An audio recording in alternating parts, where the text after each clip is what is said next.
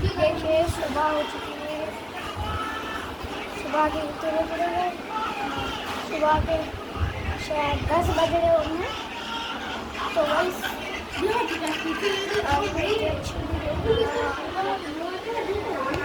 Guys आज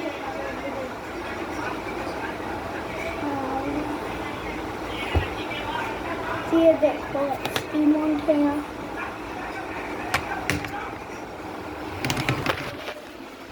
तो guys आपको घर का माहौल गाइस ये डोर खोलना बहुत मुश्किल है रहता नहीं यार। गाइस ऊपर से गाइस देखो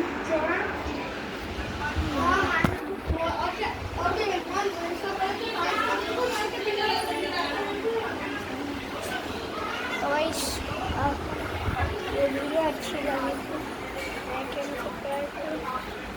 तब तक के लिए टाटा गुड बाय।